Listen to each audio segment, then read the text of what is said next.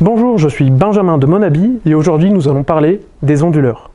Bien choisir la puissance de son onduleur permet d'optimiser la puissance produite, utilisée et réinjectée sur le réseau. Et donc de mieux rentabiliser votre installation solaire. On ne définit pas la puissance de l'onduleur au hasard. Vous l'aurez compris, c'est le sujet de la vidéo d'aujourd'hui.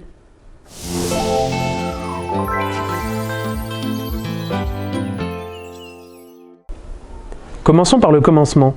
L'onduleur est un dispositif permettant de transformer le courant continu en courant alternatif. Quelle est la puissance optimale d'un onduleur photovoltaïque? Eh bien, contrairement à ce qu'on pourrait penser, la puissance d'un onduleur doit être légèrement inférieure à celle de l'installation photovoltaïque. Le but de ce dimensionnement est d'optimiser la puissance solaire à l'année. Dans le meilleur des cas, on parle d'un gain de 5%.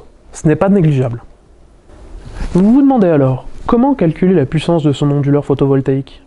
Pour un onduleur central, on parle d'une puissance comprise entre 80% et 100% de l'installation solaire. Par exemple, pour une installation de 6 kW crête, il vous faudra un onduleur d'une puissance de 4,8 à 6 kW. Pour les micro-onduleurs, la puissance optimale de fonctionnement est de 80% du panneau solaire sur lequel il est branché.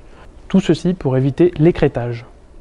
Par exemple, pour un panneau solaire d'une puissance de 375 watts crête, il faut un micro-onduleur d'une puissance de 281 watts. Il est donc tout à fait normal si votre installation est un petit peu plus puissante que votre onduleur. On vous explique la différence entre les micro-onduleurs et les onduleurs centralisés dans cette vidéo. Pourquoi la puissance de l'onduleur n'est pas égale à la puissance de l'installation photovoltaïque? Techniquement parlant, l'onduleur va atteindre son rendement optimal lorsqu'il fonctionnera à sa puissance maximale. Et comme expliqué précédemment, il a besoin d'être sous-dimensionné pour fonctionner à pleine puissance. Pourquoi?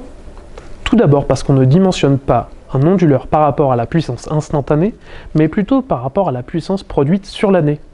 On raisonne donc en énergie produite annuelle et non pas en puissance. De plus, on sait qu'une installation de 10 kW crête ne fonctionnera jamais à pleine puissance à cause des pertes. La puissance des panneaux est donnée dans des conditions optimales.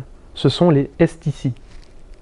Quelles peuvent être les causes de perte de puissance d'un onduleur photovoltaïque? L'onduleur lui-même a un rendement de 97 à 88%. On a donc une perte de 2 à 3%. Pas cool, hein? Les onduleurs surdimensionnés, c'est-à-dire plus puissants que leur installation, se traduiront par un rendement final plus bas. En bref, le choix des panneaux et des micro-onduleurs ou onduleurs est primordial pour votre installation photovoltaïque. D'un point de vue économique, technique et de fiabilité, il faut bien s'assurer de la compatibilité entre les composants. Et croyez-moi, chez Monabi, on fait bien attention avec ceci. Monabi est installateur qualifié RGE. Notre bureau d'études se charge de définir la puissance de votre onduleur en fonction de votre installation et de votre consommation. Nous travaillons avec des fournisseurs d'onduleurs certifiés, nous permettant de vous fournir du matériel de qualité comme SMA, Enphase, APS, Fronius ou encore Huawei. Si vous avez une question, n'hésitez pas à la poser en commentaire et sur ce, bye!